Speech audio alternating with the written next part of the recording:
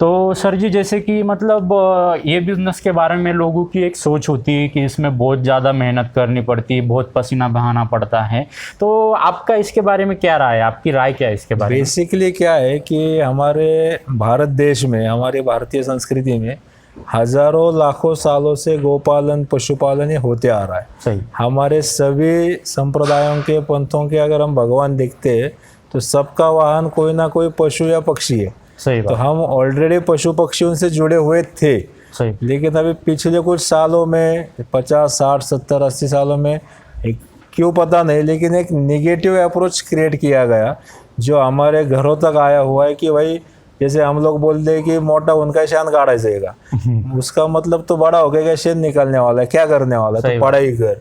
मतलब इस व्यवसाय के प्रति या गोपालन के प्रति या पशुपालन के प्रति एक निगेटिव थॉट क्रिएट किया हुआ है। एक्चुअली वैसा नहीं है। अगर मैं अपने भी गौशाला की बात करूं तो यहाँ पे भी सुबह 4 घंटे काम होता है, ज़्यादा से ज़्यादा 4 घंटे ज़्यादा से ज़्यादा, और दोपहर के बाद यानी शाम में 4 घंटे काम होता है। तो गवर्नमेंट भी बोलता है 8 घंटा ड्यूटी करना है, तो 8 घंटे में तो यहाँ हमारे लोग फ्री बैठे हुए, सुबह के 4 घंटे काम करो फिर आराम है, शाम के 4 घंटे काम करो, ही होता है। तो और जैसे कि आप हमारी पहले बातें हो रही थी तो आपने बताया कि इसमें और भी इनकम के सोर्सेस है, जैसे कि आप गोरियों के बारे में बता रहे थे, गोमूत्र के, वो एक बार जरा व्यूअर्स को दोहराइए। तो बेसिकली जो अपने गाय के गोबर से जो गोबर के उपले बनते हैं जिसको हम लोग गौरी बोलते हैं, तो ये यहाँ पे जो गौरी बनती है तो मेरे यहाँ पे तकरीबन रोज की 2,500 से 3,000 गौरियाँ बनती है। अरे बाप। तो हम लोग इस गौरी को 3 रुपए से बेचो, 4 रुपए से बेचो, 5 रुपए से बेचो। और कहाँ बेचनी है तो हम कोई अमेजोन पे नहीं जाते बेचने के लिए। लोग कहते हैं अमेजोन पे बिकता है, मुझे मालूम नहीं है, लेकिन हम हमारे यहाँ के जो आसपास के जो अपनी स्मशान भूमियाँ हैं उन्हें तो गौरी लगती है, तो उन लोगों को हम बेचते हैं। तो हर आदमी ये बना के उसके पास अगर 1 गाय है, 2 गाय है, 2 पशु है, जो भी है, उसकी गौरी बना के उसके नज़दीक के गांव के शहर में जो भी स्मशान भूमि है उसको दे सकता है। या जहाँ पे ईंधन करके लकड़ियों का यूज़ होता है, कोई भी और बिजनेस है, वहाँ पे आप आपकी गौरियाँ बेच सकते हो। सही बात। तो इसमें अच्छे पैसे मिलते हैं। दूसरी चीज़ जो गौमूत्र है, तो खेत में गौमूत्र के रिजल्ट बहुत अच्छे है। अच्छा। तो वो भी हमारे यहाँ पे बहुत सारा गौमूत्र बिकता है। तो अगर 1 गाय 2 गाय पालने वाला आदमी है तो वो भी अपने 2 गाय का सुबह शाम का भी गौमूत्र पकड़ता है और वो खुद के ही खेत में यूज करेगा, तो उसका खेत ऑर्गेनिक होने वाला है। ऑर्गेनिक होने वाला, और आज ऑर्गेनिक प्रोडक्ट को बहुत डिमांड भी है। तो वो मतलब 1-2 गाय पालने वाला भी प्रॉफिटेबल है, वो गो आधारित खेती कर सकता है जिसमें खुद के देसी गाय के गोमूत्र भी खेत में यूज होगा, देसी गाय का गोबर भी खेत में यूज होगा और दूध भी मिलेगा। प्रॉफिटेबल बिजनेस है सबसे। नमस्कार दोस्तों, लघु उद्योग की तलाश में हम आज ऐसे शख्सियत से मिलने वाले हैं जिन्होंने जीरो से स्टार्ट करके एक बुलंद ऊंचाइयों तक अपना जो है साम्राज्य निर्माण किया है। हम आज ऐसे शख्सियत से मिलने वाले हैं जो एक दिन का जो होता है वो 300 लीटर दूध जो है बेचते। हर रोज का जो देसी गाय का, सिर्फ देसी गाय का उनका कलेक्शन जो होता है वो 300 लीटर का होता है। तो इनसे जानेंगे हम कि ये बिज़नेस किस तरह से करना है, इसमें क्या होता है, और इनका जो एक्सपीरियंस उसके हिसाब से वो हमें गाइड भी करने वाले हैं। जो नौजवान होंगे जिनको ये बिज़नेस करना है, उनका जो पूरा का पूरा एक्सपीरियंस है बहुत सालों का इस फील्ड में, उसका गाइडेंस देने वाले हैं। तो सबसे पहले हम स्वागत करते हैं अर्चित सेठिया सर का। नमस्कार सर। नमस्कार। तो सर जी मैं जानना चाहता हूँ कि आपका ये जो बिज़नेस है गोशाला का, गोपालन का, तो इस बिज़नेस में आप कैसे आए, मतलब इसकी स्टोरी क्या है? बेसिकली ऐसा है कि बचपन से गाय और गोपालन, गाय ऐसी एक रुचि रही है मेरी। तो हमारे पास भी 1-2 गाय हुआ करते थे घर पे, देसी गाय, जिन्हें हमारे अपने यहाँ महाराष्ट्र में खिलार गाय बोलते हैं। तो हमारे घर पे सालों से पूछते नहीं खिलार गाय है अपने पास। तो वो बचपन से रुचि थी और मन में एक ऐसी इच्छा थी कि आगे जाके अपन देसी गाय के विषय में कुछ ना कुछ अच्छा करेंगे। तो 1 गाय 2 गाय 3 गाय वो तो बढ़ते जाता है, वैसे बढ़ते गया।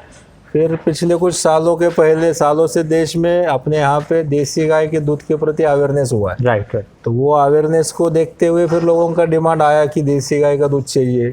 फिर गिर भी अपना देसी गाय है। तो ऐसे फिर डिमांड आते गए, फिर हम उस बिज़नेस को स्टार्ट करते गए। तो वो अपने आप फिर डेवलप होते होते एक स्टेज पे आ गए अभी हम लोग। तो जैसे कि सर ने बताया कि हमारे जो इंडिया में जो रिवॉल्यूशन आने के बाद जो है जो A2 मिल्क होता है, गिर गाय का मिल्क होता है, उसमें अवेयरनेस बढ़ा और सर जी ने उसी अवेयरनेस को, उसी ट्रेंड को पकड़ते हुए अपना जो है वो सेटअप गिर गाय में कन्वर्ट किया। साथ ही साथ उन्होंने और भी देसी गाय ये रखनी शुरू की। तो सर जी मैं पूछना चाहता हूँ आपसे, जब आपने ये स्टार्ट किया उस समय, जब आपने ये जो नई नई गाय, गिर गाय हो गई और भी और जातियों की गाय होंगी, प्रजातियों की गाय होंगी, तो शुरुआत में आपको ये बिजनेस स्टार्ट करते हो शुरुआत में क्या क्या दिक्कतों का सामना करना पड़ा आपको? दिक्कतों का सच नहीं बोल सकते, क्योंकि जब हम गाय के विषय में काम करते हैं तो वैसे तो गौ माता बोलते हैं हमारी भारतीय संस्कृति में। तो यहाँ पे तो आप गाय की वैसे भी सेवा करो, गाय के सानिध्य में रहो तो कुछ नुकसान तो होना नहीं है। सही बात है। तो उसी में दिक्कत ये थी कि भाई अच्छी नस्ल कहाँ से मिलेगी, अच्छे दूध की गाय कहाँ से मिलेगी। तो फिर कुछ खिलार गाय है हमारे पास जो, जैसे मैंने पहले भी बताया, जो सालों से है अपने पास, लेकिन उनका दूध उतना हमारे घर में नहीं बचता है तो हम बाहर क्या देंगे। सही बात। और मार्केट में एक ये हुआ था कि गिर गाय का दूध ही देसी A2 मिल्क है या देसी गाय का दूध है, तो गिर गाय लानी थी, फिर उसको सर्चिंग करना है। फिर गिर गाय गुजरात में मिलती है अच्छी वाली, तो गुजरात में जब हम 8-9 साल हो गए, तो तब जब फर्स्ट टाइम गए थे गाय लेने के लिए, तब वहाँ का माहौल अच्छा था, अलग था। तो मतलब इजीली गाय अच्छी क्वालिटी की अवेलेबल थी। अभी वो नहीं है अपने यहाँ, पूरे देश भर में गाय फैल चुकी है। तो फिर अच्छे सिलेक्शन करके अच्छे लोगों से, फार्मर से कुछ अच्छी गाय लाई, गिर ब्रीड की, गिर जाति की। फिर हरियाणा के कुछ क्षेत्र से कुछ सहीवाल लाई, और राजस्थान का जो श्रीगंगानगर बीकानेर ऊपर का क्षेत्र है वहाँ से राठी नस्ल की गाय लाई। क्योंकि दिमाग में एक ये भी था कि एक अपनी जो भारतीय वंश की गाय है तो 6-7 ब्रीड अपने यहाँ होने चाहिए, अलग अलग इसके भारतीय अलग अलग गायों के, और उनका हम ब्रीडिंग भी करेंगे, दूध का भी काम होगा और वो नस्ल सुधार का भी काम होगा। तो जैसे सर जी ने बताया कि जो होता है देसी गाय मतलब गिर गाय नहीं होती, उसमें बहुत सारी प्रजातियाँ होती है। जैसे सर जी ने बताया 2-3 प्रजातियों के नाम भी बताए सर ने।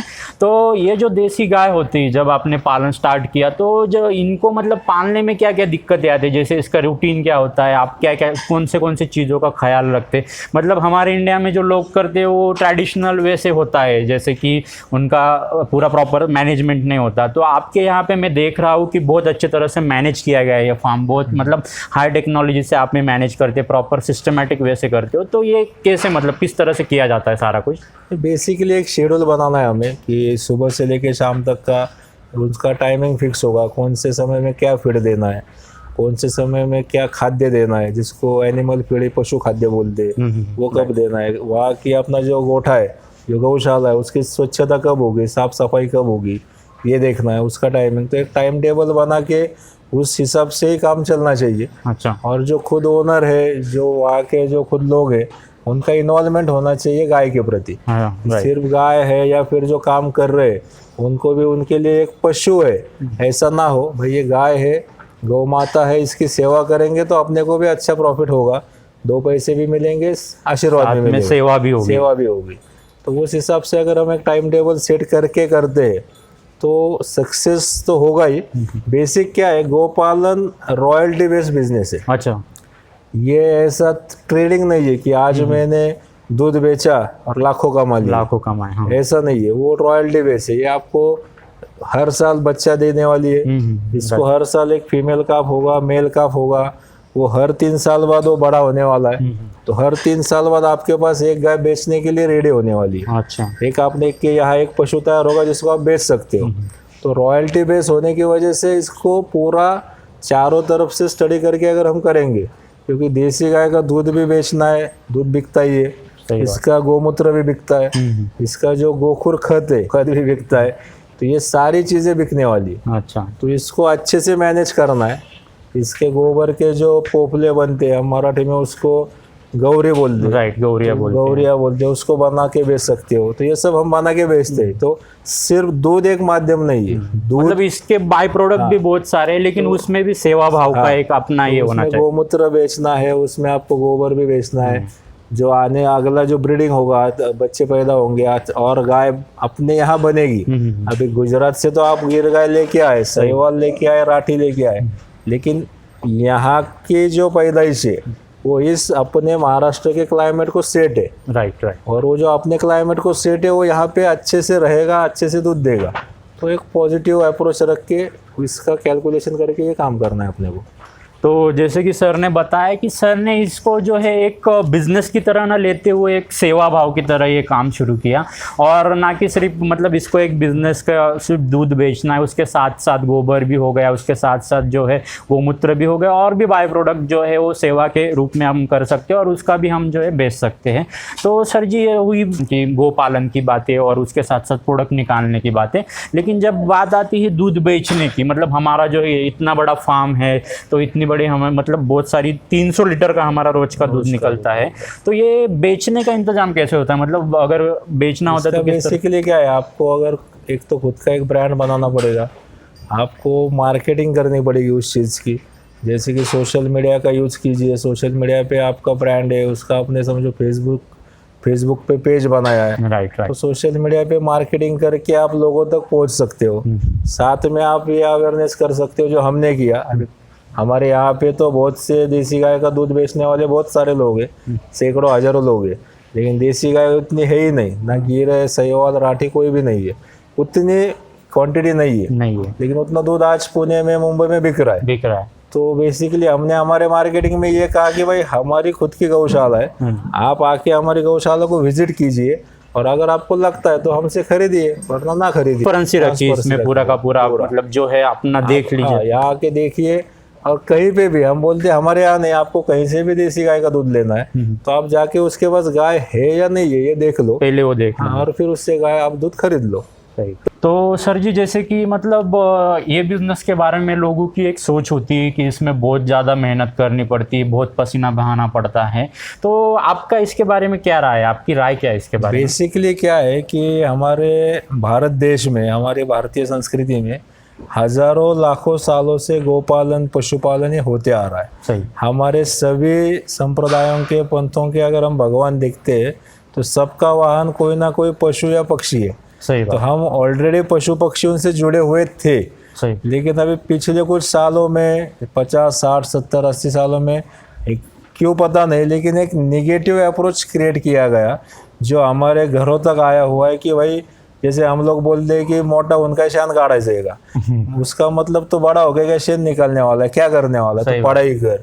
मतलब इस व्यवसाय के प्रति या गोपालन के प्रति या पशुपालन के प्रति एक निगेटिव थॉट क्रिएट किया हुआ है। एक्चुअली वैसा नहीं है। अगर मैं अपने भी गौशाला की बात करूँ तो यहाँ पे भी सुबह 4 घंटे काम होता है, ज़्यादा से ज़्यादा 4 घंटे, ज़्यादा से ज़्यादा, और दोपहर के बाद यानी शाम में 4 घंटे काम होता है।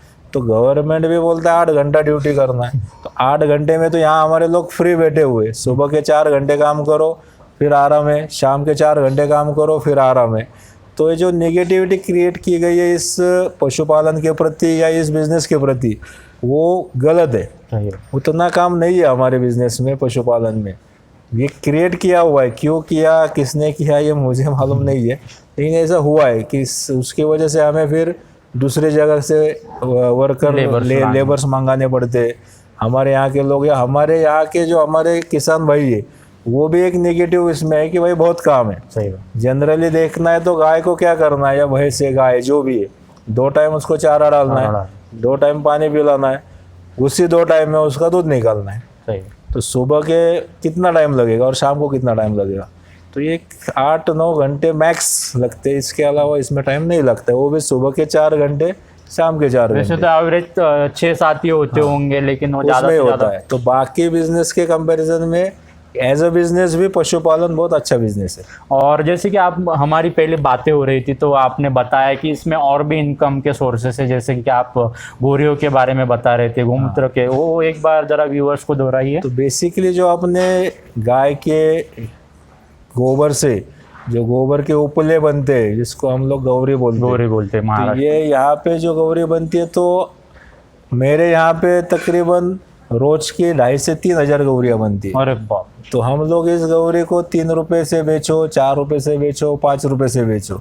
और कहाँ बेचनी है तो हम कोई अमेज़ॉन पे नहीं जाते बेचने के लिए। लोग कहते हैं अमेज़ॉन पे बिकता है, मुझे मालूम नहीं है, लेकिन हम हमारे यहाँ के जो आसपास के जो अपनी स्मशान भूमियाँ हैं उन्हें तो गौरी लगती है, तो उन लोगों को हम बेचते हैं।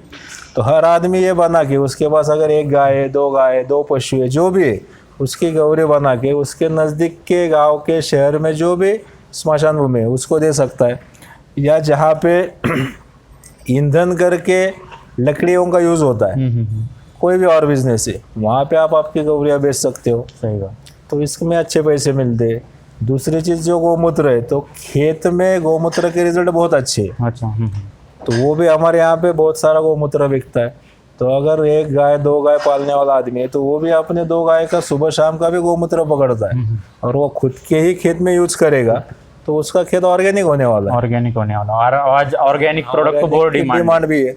तो वो मतलब एक दो गाय पालने वाला भी प्रॉफिटेबल है कि वो गो आधारित खेती कर सकता है, जिसमें खुद के देसी गाय के गोमूत्र भी खेत में यूज होगा, देसी गाय का गोबर भी खेत में यूज होगा और दूध भी मिलेगा। दूध भी मिलेगा। प्रॉफिटेबल बिजनेस है सबसे। तो सर जी, मैं आपसे जो है एंड में आपसे क्वेश्चन पूछना चाहता हूँ कि आपका जो डेली का कितना मतलब दूध होता है, सेल कितना हो जाता है आपका डेली का? डेली मेरा देसी गाय का, यानी जो अपने भारतीय वंश की गाय है, उसका 300 लीटर दूध हमारे यहाँ पे प्रोडक्शन होता है और वो पूरा का पूरा 300 लीटर बिकता है हमारा। 300 का 300 पूरा बिकता है हमारा। अगर उसमें से कुछ दूध बचता है तो हम उसका दही लगा के, जो अपना पारंपरिक पद्धति है घी बनाने का, तो उसका हम घी बनाते हैं। अगर दूध बचता है, कभी संडे के दिन ऑर्डर कम रहते या कुछ फेस्टिवल है तो लोग अपने बाहर गाँव चले जाते, घूमने जाते, तब दूध बचता है हमारे यहाँ पे, तब हम उसका घी बनाते हैं। अच्छा। तो इस प्रकार से लेकिन ये सब दूध बचता है ये विषय है ही नहीं। अच्छा, मतलब उसका डिमांड होता ही है, लेकिन कभी कभी ये प्रोडक्ट बनाने के लिए आपको दूध रखना पड़ता है।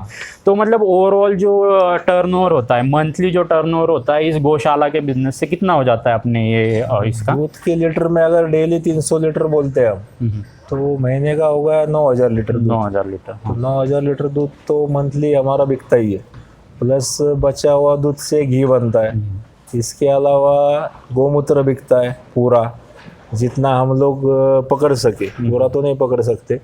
फिर जो गोबर है वो गोखुर खत करके पूरा बिकता है। तो अच्छा खासा टर्नओवर बनता है यहाँ पे। मतलब करीब करीब 5 से 7-8 लाख तक का हो जाता है, बन जाता है, आराम से हो जाता है। अच्छा, इसी के साथ साथ सर जी जो है अपना सोशल एक्टिविटी भी करते हैं, क्योंकि ये जो है सर जी इसमें गौशाला या गोपालन में जो है अवेयरनेस क्रिएट करने का काम कर रहे हैं। बहुत सारे नौजवानों को वो प्रशिक्षण देते हैं, बहुत सारे लोगों को जो है एडवाइस देके, उनकी एडवाइस से बहुत सारे लोगों ने जो है अपना गोपालन का बिजनेस स्टार्ट किया है। तो मैं लास्ट में एंड में आपसे सर जी एक क्वेश्चन पूछना चाहूँगा कि हमारे जो व्यूअर्स है इसमें से कोई नौजवान हो गया, वो जो कोई पढ़ा लिखा युवक हो गया, वो अगर ये वीडियो देख रहा है या फिर कोई गांव से देख रहा है ये वीडियो, तो उनको आप क्या सलाह देना चाहोगे आपके इतने बड़े एक्सपीरियंस से? बेसिकली चीज़ ये है कि हमें ये पहले देखना है कि हमारी रुचि किस क्षेत्र में। अगर हमारी रुचि गोपालन में है, खेती में है, तो हम उस क्षेत्र में काम करें। हमारी रुचि जॉब में, सर्विस में, हम उसमें काम करें। हमें जिस क्षेत्र में रुचि है, अपना इंटरेस्ट है, अपने को जिस क्षेत्र से आनंद मिलने वाला है, उसमें अगर हम काम करते हैं, उसी में करियर करते हैं, जैसा मैंने किया हुआ है, तो उसमें आपको आनंद भी मिलेगा, समाधान भी मिलेगा और पैसा भी मिलेगा। तो जिस क्षेत्र में आपको रुचि है उसमें आप काम कर सकते हो। तो जैसे कि हमने जाना कि सर ने बताया, आर्चिस सर ने, कि आपको जिस क्षेत्र में रुचि है उसी क्षेत्र में आप काम कीजिए और सफलता आपको एक दिन ज़रूर मिलेगी। तो दोस्तों ये थी गौशाला के बिज़नेस की बातें। अगर आपको ये वीडियो अच्छा लगा होगा तो ज़्यादा से ज़्यादा लोगों तक ये वीडियो शेयर कीजिए, क्योंकि लोगों को बिज़नेस का नॉलेज और बढ़ता जाए। लास्ट में जो है सर जी का थैंक यू करना चाहता हूँ कि उन्होंने ये चीज़ें हमको शेयर की। Thank you so much.